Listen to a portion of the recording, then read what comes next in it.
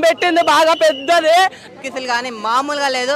కుర్రోళ్ళందరికీ స్టార్టింగే మొత్తం happy entertainment enjoy అన్ని లేస్తాయి అన్న. రొమాన్స్ అయితే ఎక్స్పోజింగ్ అయితే మామూలు లేదు. అనుపమ పరమేశ్వర్ క్యారెక్టర్ అయితే సినిమా 1 కన్నా ఇది చాలా సంపాదిస్తుంది డబ్బులు. ఇది అంటే చాలా మంది ట్రైలర్ చూసి ఏంట్రా ఈ భూత పురాణం అనుకుంటారు. బట్ సినిమాలో మాత్రం అలాంటిది ఏం లేదు భయ్యా. మీరు ఏమి అంత ఓవర్గా ఏమి ఎక్స్పెక్ట్ చేయాల్సిన పని లేదు. సినిమా అయితే ఏదో సరదాకు వచ్చి హాయిగా కూర్చున్నామా 1.5 hours నవ్వుకున్నామా వెళ్ళిపోయామా అనేలాగా ఉంది. ఎలాంటి ట్విస్టులు అన్నీ ఊహించినవే ఉంటాయి. పెద్దగా అంటే same similar to DJ Tillu.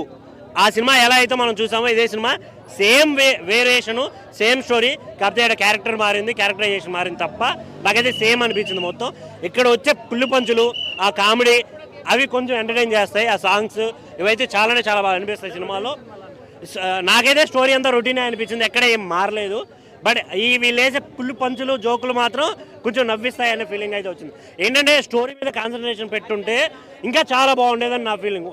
డైరెక్ట్గా అనుపమ కుమ్మేసింది అన్న. ఆవిడ లుక్స్ అయితే వేరే లెవెల్. ఇంతవరకు ఇలాంటి అనుపమని మనం చూడలేదు. అనుపమ అంటే పద్ధతి డ్రెస్సులు వేసుకొని హాయిగా క్యూట్ లుక్స్తో ఉండేది.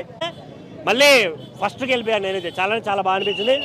టీవీలో వేసినా చూస్తారు. సో అలాంటిది పార్ట్ 2 ఇంకే రేంజ్లో తీస్తారని అనుకున్నాం. కానీ కరెక్ట్ టైంలో ఒక 75% ఐస్ క్లోజ్ చేసి చూస్తే బొమ్మ బ్లాక్ బస్టర్ అనమాట. అంత బ్రహ్మాండంగా ఉంది. ఇంకా రాధిక క్యారెక్టర్ అయితే మాత్రం ఫస్ట్ ఆ రాధిక ఈ సినిమాలో 2 రాధికలు చూపించడం ఇంకా మామూలుగా ఉండదు. అయితే ఫస్ట్ పార్ట్ వచ్చేసి ఏంటంటే సేమ్ మళ్ళీ ఆ సినిమా చూసినట్టు అనిపిస్తుంది. హీరోయిన్ ఒకటే మారుతుంది. ఇంకా అంటే ఇంటర్వెల్ తర్వాత రన్నింగ్లో పడుతుంది స్టోరీ. ఒక మాఫియా అని అవన్నీ డాన్లని కొంచెం అలా లైన్ కలిపాడు. కానీ ఈ సినిమాలో చెప్పుకోదగ్గ విషయం ఏంటంటే బోర్ కొట్టకుండా తన కామెడీ సెన్స్తో తన యాక్టింగ్తో నీట్గా లాగాడు అంతే. దానికి తగ్గట్టుగా బీజిఎం అదరగొట్టేశాడు.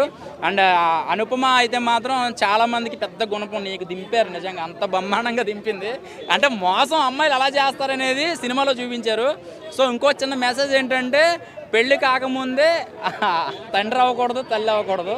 సో ముందే ప్రెగ్నెన్సీ వచ్చేస్తే ఎలాంటి ఇబ్బందులు పడతారనేది సినిమాలో చూపించారు. డీజే టిల్లు చూసారా మీరు అందరూ కూడాను? దాన్నే ఒకసారి మళ్ళీ యూట్యూబ్లో చూడండి అంతే.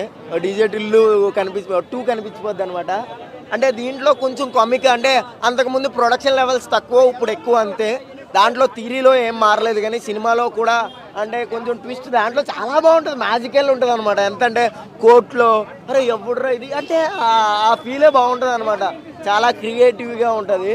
దీంట్లో అంత క్రియేటివిటీగా అనిపించలేదు. అంటే ఆ ట్విస్ట్ చాలా ఈజీగా అయిపోయింది అనమాట. కానీ సినిమా అయితే బాగుంది.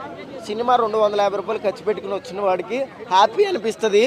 కానీ ట్విస్ట్ ఉంటుందని ఎక్స్పెక్ట్ చేస్తాం. అరే అప్పుడే ఎండ్ అని వేసినాడు ఏంది అనిపించింది. అంటే దట్ మీన్స్ ఇంకా ఉంటుందేమో అని. బ్రో పాన్ని అంటారు కిల్లి, హీరోయిన్ పేరు లిల్లీ. ఎవరైనా బాలే అంటే ఆ నోట్ల కిల్లి. అట్లుంది మూవీ అయితే. నిజంగా చెప్తున్నాను. బాక్స్ ఆఫీస్ కి 4వ బ్లాక్ బస్టర్ ఏది అంటే డీజే టిల్లు 2. రాధిక